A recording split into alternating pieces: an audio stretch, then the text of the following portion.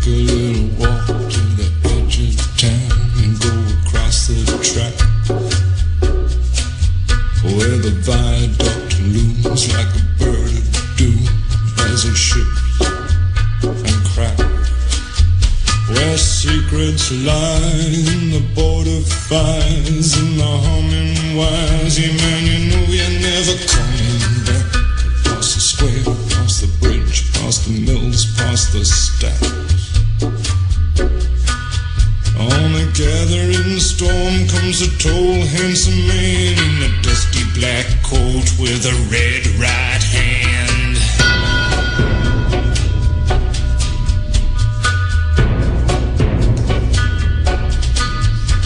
He'll wrap you in his arms, tell you that you've been a good boy.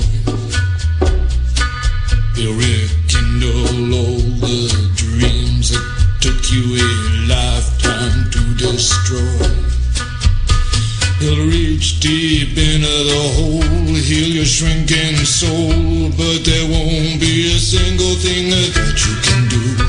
He's a god, he's a man, he's a ghost, he's a guru. And they're whispering his name through this disappearing land, but hidden in his coat is a red right hand.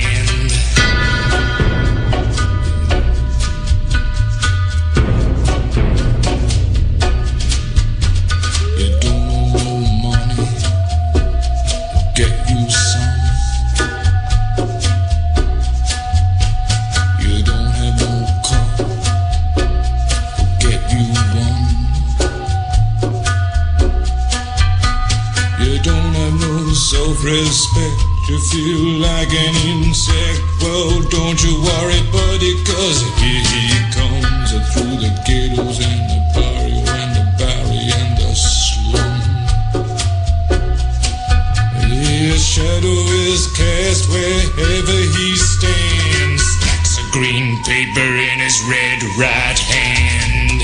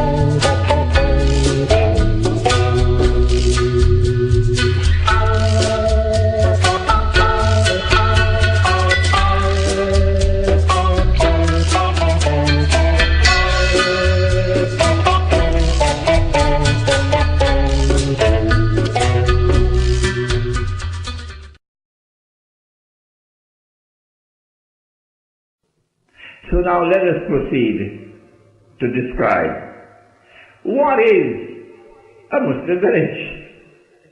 It has to be something small to be a village.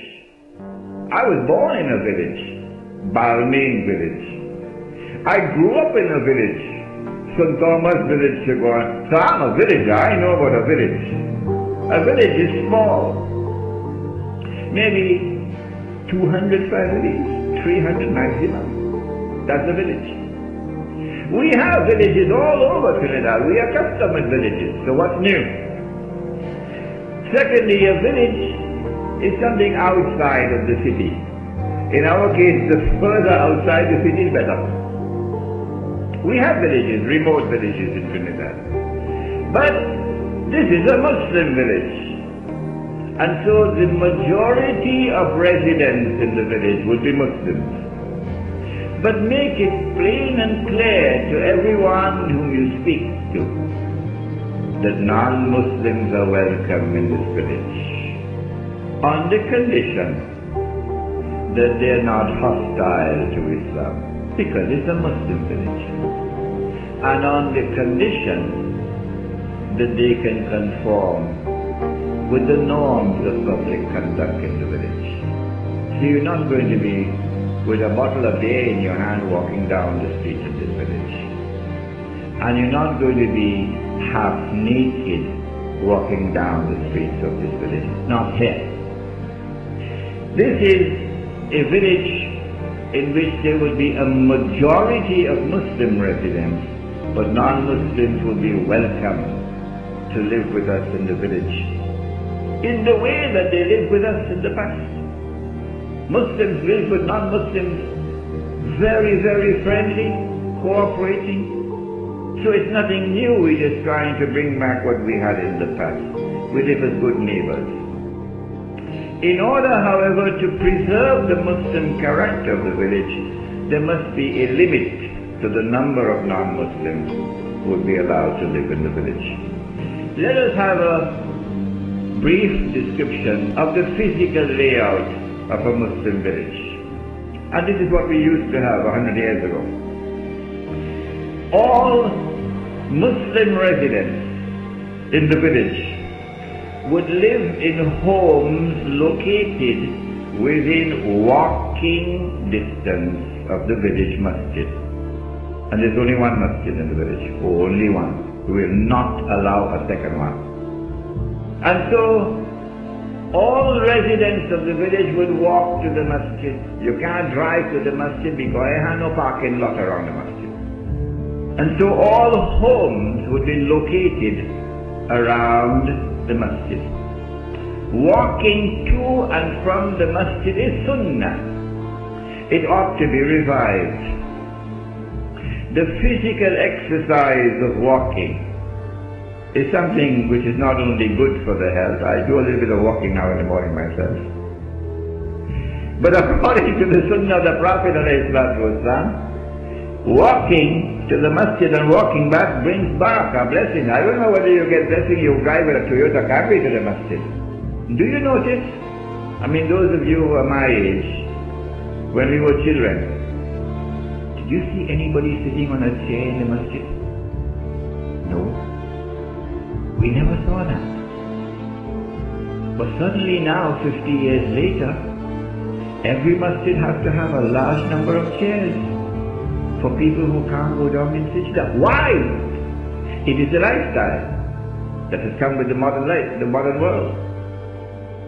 And in turning away from that lifestyle, we restore health to our people. So that eventually the children growing up in this masjid, in this village, very few, if any, will ever need to sit on a chair in the masjid. This must surely bring blessings. The interaction of Muslims as they walk to and from the masjid. The interaction of believers as they walk around the village, constantly walking. This interaction, this constant interaction of everyone would enhance village life. The flavor, mark my words, the flavor of life in the village would be enriched. The aroma of village life will increase. The splendor of village life would be something to be enjoyed, something far different from today where you don't even know who your neighbor is.